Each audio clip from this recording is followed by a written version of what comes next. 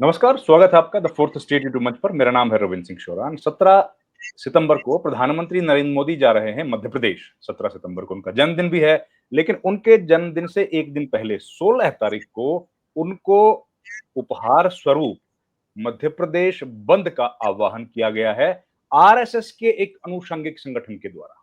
ये किस तरह का तोहफा दिया जा रहा है और ये क्यों हो रहा है, ये हम लोग बातचीत करते हैं। हमारे साथ देश आप देख पा रहे हैं, जुड़ गए हैं देश के वरिष्ठ जाने माने पत्रकार अरुण दीक्षित साहब, और सीधे मध्य प्रदेश से हमारे साथ जुड़े हैं। वहां की जमीनी हकीकत को, सरकार की जो पॉलिसीज हैं जिनकी वजह से बंद हो रहा है, उन पर बात करने के लिए, और कौन ये बंद कर रहा है, प्रधानमंत्री को इतना बड़ा तोहफा दे रहा है, इस सब पर बातचीत करेंगे। अरुण सर नमस्कार, आपका बहुत बहुत स्वागत है सर। नमस्कार नमस्कार। सर ये प्रधानमंत्री तो जन्मदिन मनाने जा रहे हैं सर, वहां पर ये कौन लोग हैं जो उनको इतना बड़ा तोहफा दे रहे हैं? अब देखिए रविंद्र जी, सब मजे की बात यही है कि उन्हीं की सरकार है, राष्ट्रीय स्वयंसेवक संघ की सरकार है। राष्ट्रीय स्वयंसेवक संघ का पसंदीदा मुख्यमंत्री है, उनके पसंदीदा प्रधानमंत्री हैं, लेकिन कल विरोध भी राष्ट्रीय स्वयंसेवक संघ का अनुसांगिक संगठन किसान संघ कर रहा है। दरअसल समस्या ये है कि वास्तव में राष्ट्रीय स्वयंसेवक संघ को अब समझ नहीं आ रहा है कि वो क्या करे। मध्य प्रदेश में किसानों की हालत बहुत बुरी। अभी भी भिंड में खाद वितरण को लेकर के लाठी चली है किसानों पे थोड़ी देर पहले। और उज्जैन की समस्या तो और गंभीर है। उज्जैन में हर 12 साल बाद महाकुंभ होता है, इस बार 2028 में होगा। 2004 का और 16 का महाकुंभ भाजपा की सरकारों में हुआ। करोड़ों रुपया नहीं, अरबों रुपया खर्च करके उज्जैन में व्यवस्थाएं की जाती हैं। लेकिन इस बार सरकार चाहती है कि जो किसानों की जमीन वो 6 महीने के लिए लेती है कुंभ के दौरान, उसका परमानेंट अधिग्रहण करना चाहती है, स्थायी अधिग्रहण करना चाहती है। किसान इसी बात पर नाराज है। सरकार एक लैंड पुलिंग एक्ट लेके आई थी, विधानसभा में पास कराया उसको। इसके तहत वो अपनी मर्जी से सीधे सीधे शब्दों में कहें तो किसानों की जमीन छीनना चाहती है। और ये बात इसलिए और महत्वपूर्ण हो जाती है रविंद्र जी की मुख्यमंत्री मोहन यादव उसी उज्जैन से आते हैं। महाकाल की नगरी, भगवान शिव का बहुत बड़ा मंदिर है, वहां पर दुनिया भर में मशहूर है, इसीलिए वहां महाकुंभ होता है। तो वहां पर यादव परिवार का भी बड़ा स्टेक है जमीनों को लेकर के, और उसका विरोध भारतीय जनता पार्टी लगातार करती रही। मुख्यमंत्री मोहन यादव कृषि मंत्री रहे हैं, शिक्षा मंत्री रहे हैं शिवराज सिंह चौहान की सरकार में। उससे पहले वो उज्जैन विकास प्राधिकरण के अध्यक्ष रहे हैं और मध्य प्रदेश के पर्यटन विकास निगम के भी अध्यक्ष रहे हैं। लेकिन जमीन से उनका जुड़ाव और जमीन को लेकर के उनका प्रेम लगातार जो है जग जाहिर रहा है। जब शिवराज सिंह मुख्यमंत्री थे तब भी ये मुद्दा उठा था और सरकार ने पलटा था, वो फैसला पलटा था, और उसका विरोध भी भारतीय जनता पार्टी के बड़े नेताओं ने किया था। अब चूंकि वो खुद मुख्यमंत्री हैं, तो सीधे जब लैंड पुलिंग एक्ट आया तब वहां के किसान बिफर गए। उन्होंने विरोध किया कि उनका कहना है कि जब 6 महीने के लिए देते हैं जमीन, और स्थायी क्यों, स्थायी अधिग्रहण क्यों। और यही बात किसान संघ, भारतीय किसान संघ कह रहा है कि जब किसान अपनी जमीन देता है तो उसके लिए आप पूरा स्थायी अधिग्रहण क्यों कर रहे हैं। दरअसल क्या है, मध्य प्रदेश में इस वक्त उज्जैन, इंदौर, भोपाल और इसके आसपास किसानों से जमीनें किसी न किसी बहाने छीनी जा रही हैं। मैं इस संदर्भ से हटके बताऊं, राजधानी भोपाल के आसपास ज्यादातर जमीनें जो हैं वो किसानों के हाथ में नहीं है। वो या तो आईएएस और आईपीएस अफसरों के हाथ में है, सरकारी कर्मचारियों के हाथ में है, या नेताओं के हाथ में। बड़ा लैंड बैंक और बेनामी बहुत है। कई बार मैंने कई अलग अलग प्लेटफॉर्म पे कहा है कि अगर कोई भी सरकार सिर्फ एक जिले की जांच करा ले तो समझ में आ जाएगा कि असली किसान है कौन।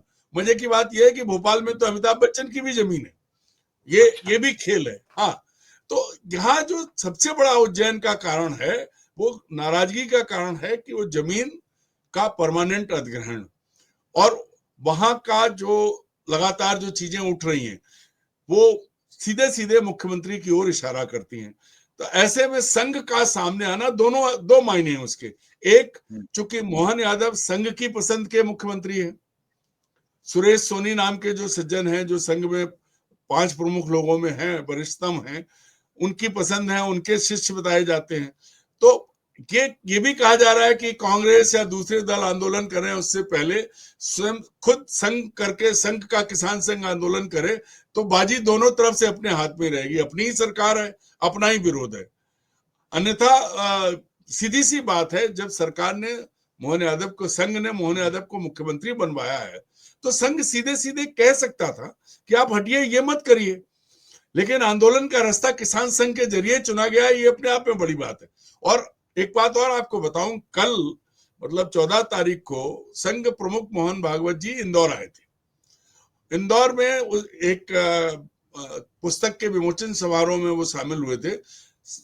मोहन यादव के मंत्रिमंडल के वरिष्ठ सदस्य हैं अपने प्रहलाद पटेल जी, उन्होंने नर्मदा परिक्रमा की, नर्मदा भक्त हैं, उनकी लिखी हुई किताब का विमोचन संघ प्रमुख ने किया था। ये अपने आप में बड़ी बात है। और वहां मुख्यमंत्री भी थे, तमाम मंत्रीगण थे, संघ प्रमुख भी थे। तो ये जो चीज है, ये चीज अगर संघ आराम से एक बार निर्देश दे देता कि भाई किसानों को मत परेशान करो, तो ये मामला निपट सकता था। लेकिन इसको, हमको लगता है कि ये सिर्फ और सिर्फ बाजी मारने का खेल है, क्योंकि संघ एक है जो कहता है कि मैं तो सांस्कृतिक संगठन हूं, लेकिन उसका राजनीतिक संगठन बीजेपी है। किसानों का संगठन जो है वो किसान संघ है, उसके वनवासी आश्रम है, उसका सरस्वती विद्या मंदिर, तमाम अनुषंगिक संगठन है जिसको वो प्रकल्प कहते हैं, उनके इतने प्रकल्प है। तब वो ये चीज फिर क्यों हो रही है? सबसे बड़ा सवाल यही है, ये सबसे बड़ा, हाँ, नूरा कुश्ती है।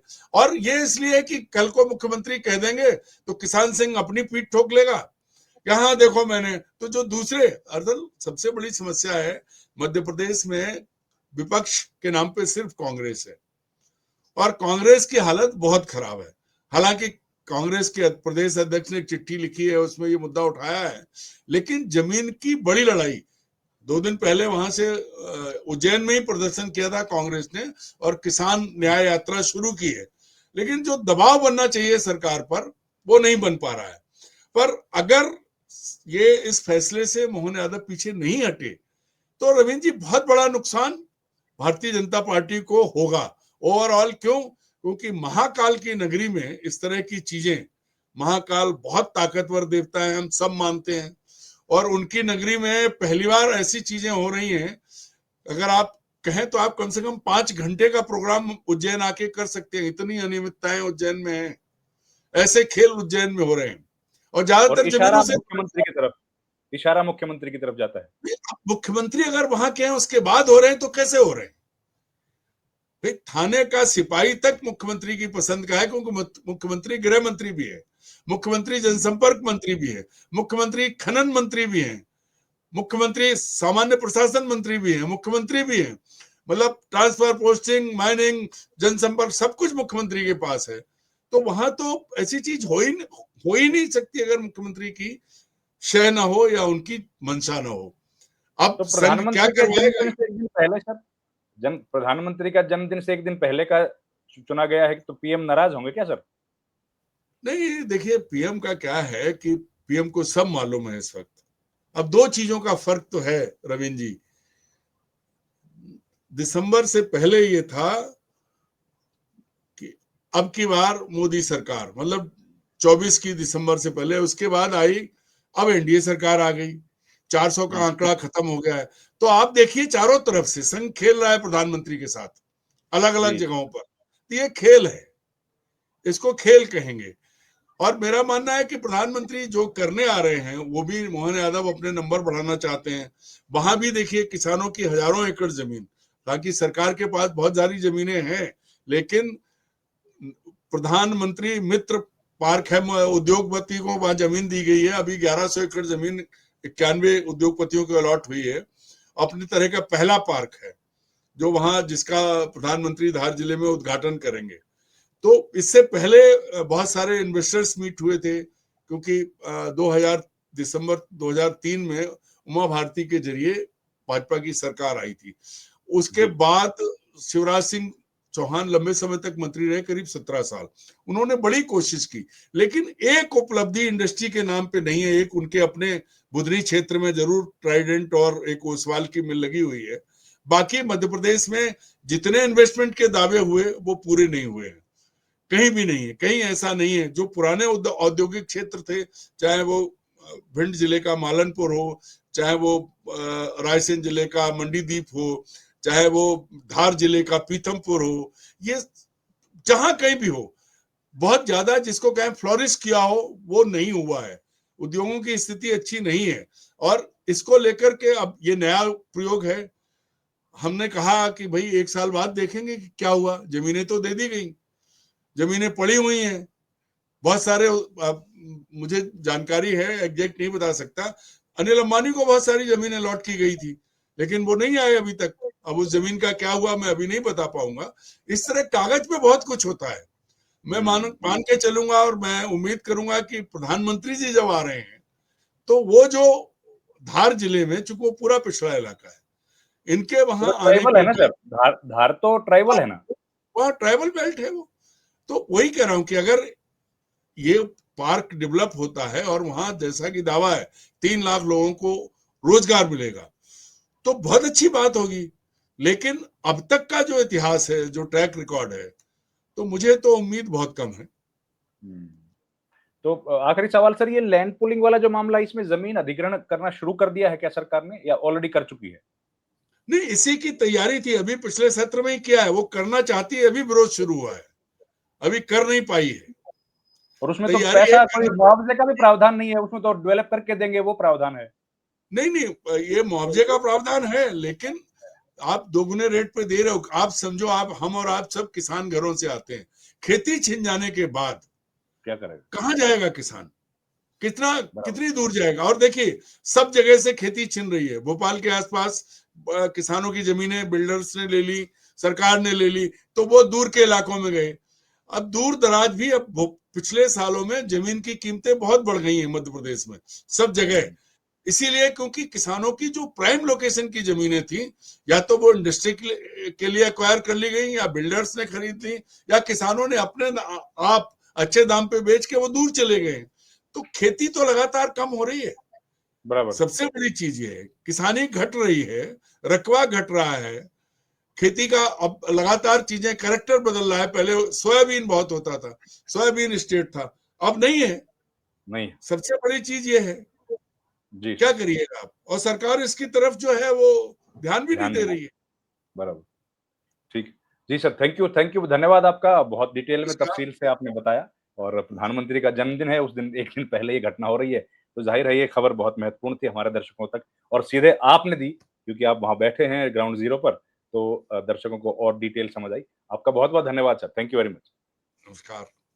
नमस्कार सर, थैंक यू।